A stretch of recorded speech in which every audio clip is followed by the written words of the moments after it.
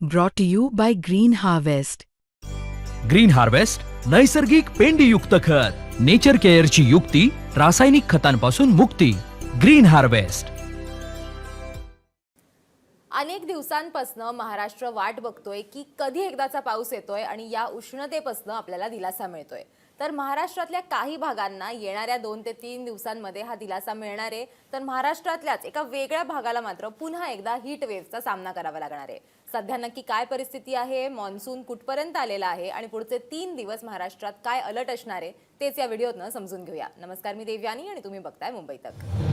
तर सर्वात पहिले आपण समजून घेऊयात की नक्की काय परिस्थिती आहे आणि कशामुळे महाराष्ट्रात आपल्याला पुढच्या 2 ते 3 दिवसांमध्ये पाऊस बघायला मिळू शकतो. आता आपण जर बघितलं तर बंगालच्या उपसागरामध्ये आणि त्याचबरोबर अरबी समुद्रात सुद्धा मान्सूनला प्रतिकूल अनुकूल अशी परिस्थिती जी आहे ती निर्माण झालेली आहे. कमी दाबाचे क्षेत्र जे आहेत ते तयार झालेले आहेत आणि त्यांच्या मदतीनंच मान्सून जो आहे त्याचं आगमन हे लवकर होणार आहे भारतामध्ये. केरळमध्ये 26 मेला ते होणार आहे आणि त्याचबरोबर महाराष्ट्रात असा अंदाज बांधला जातोय की 1 ते 3 जूनच्या मध्ये आपल्याला महाराष्ट्रात सुद्धा पाऊस बघायला मिळू शकतो. मान्सूनचं आगमन जे आहे ते होऊ शकतं.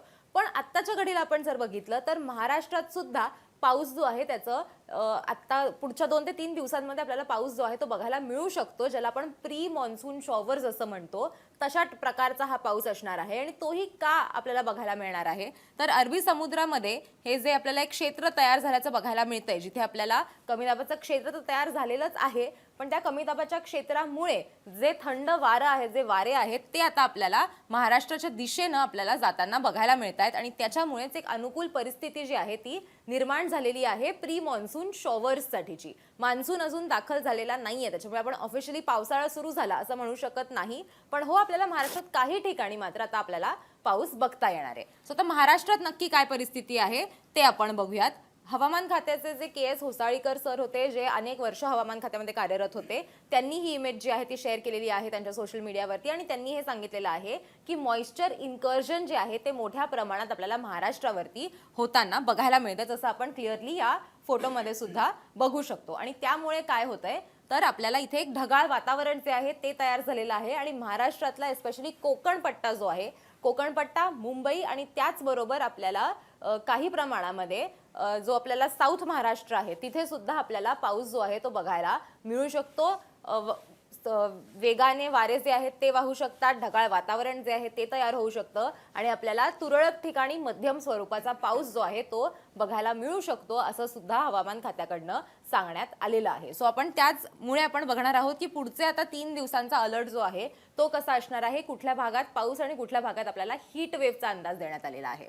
सो आपण अनेक दिवसांपासून बघतोय की विदर्भामध्ये आपल्याला प्रचंड प्रमाणात ऊन बघायला मिळतंय. हीट वेव्ह आहे, साधारण 47 अंश सेल्सिअस इतकं तापमान जे आहे ते गेलेलं होतं. ब्रह्मपुरी मध्ये आपण बघितलं की 47 अंश सेल्सिअस हे तिथलं रिसेंट तापमान होतं. त्याच्यामुळे सॅटरडे साठीचा जो अंदाज आहे तो काय आहे तो आपण बघणार आहोत. यवतमाळ, चंद्रपूर, गडचिरोली, गोंदिया, भंडाराच्या व्यतिरिक्त नागपूर आणि आपल्याला इतर या सर्व भागांमध्ये आपल्याला ऑरेंज आणि उष्णतेचा रेड अलर्ट दिल्याचं आपल्याला बघायला मिळतंय आणि त्याच्यामुळेच नागरिकांनी प्रचंड काळजी घेणं गरजेचं आहे.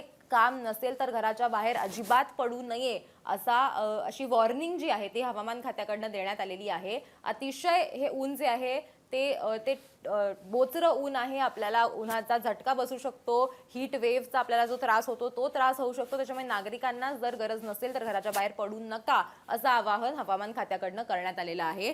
त्याशिवाय आपण जर खालचा भाग बघितला, जसं मी म्हणले की सिंधुदुर्ग असेल, कोल्हापूर असेल, सांगली, साताऱ्यातला घाट परिसर असेल, या लातूर असेल, धाराशिव असेल, या संपूर्ण भागामध्ये मात्र येलो अलर्ट देण्यात आलेला आहे पावसासाठीचा.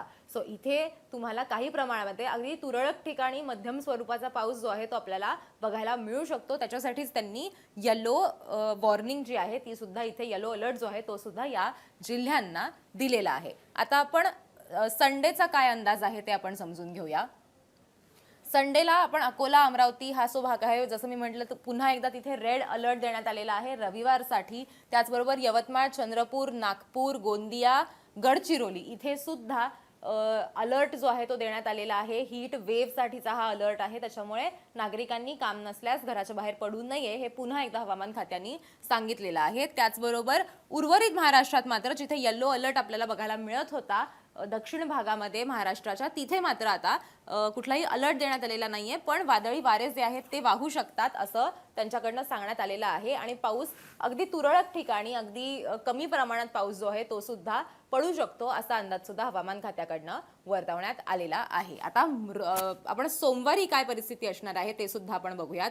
सोमवारी सुद्धा पुन्हा एकदा तसंच आहे की विदर्भात आपल्याला कुठल्याही प्रकारचा दिलासा लोकांना मिळताना आपल्याला बघायला मिळत नाहीये, कारण की ऑरेंज अलर्ट जो आहे तो अमरावती असेल, वर्धा असेल, नागपूर, चंद्रपूर, अकोला या संपूर्ण भागात ऑरेंज अलर्ट देण्यात आलेला आहे. यवतमाळ, गडचिरोली आणि गोंदिया इथे मात्र येलो अलर्ट देण्यात आलेला आहे. पण तरी सुद्धा तापमानात प्रचंड वाढ होऊ शकते आणि लोकांनी काळजी घेणं हे गरजेचं आहे. हेच याच्यातनं आपल्याला पुन्हा एकदा हायलाईट करावं असं वाटतं. मी पुन्हा सांगते की विदर्भातल्या लोकांनी काळजी घ्यावी, कारण की हीट वेव्ह, हीट स्ट्रोक जो आहे तो होऊ शकतो आणि त्याचा प्रचंड त्रास होतो. त्याच्यामुळे खरंच नागरिकांनी तिथल्या काळजी घेणं गरजेचं आहे. तुमच्या जिल्ह्यात आता जर तुम्ही विदर्भात असाल तर तुमच्या इथे काय परिस्थिती आहे ते तुम्ही आम्हाला कमेंट करून सांगू शकता. किती तुमचं तापमान तुमच्या इथं गेलेलं होतं. अंदाज असा आहे की 45 ते 47 अंश सेल्सिअस इतकं तापमान तिथे आपल्याला विदर्भात बघायला मिळतंय. खरंच अशी परिस्थिती झालेली आहे का? खरंच इतकं तापमान गेलेलं आहे का?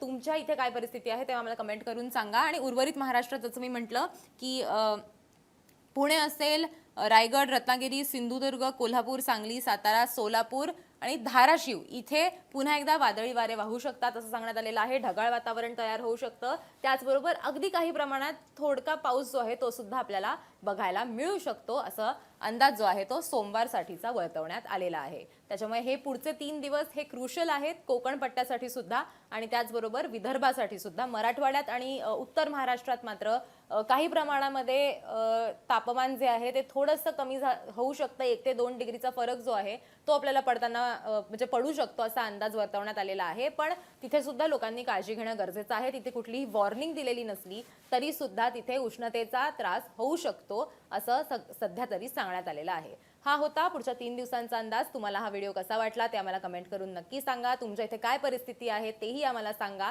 आणि असेच व्हिडिओज तुम्हाला बघायचे असतील तर अर्थातच मुंबई तकला सबस्क्राईब करायला विसरू नका.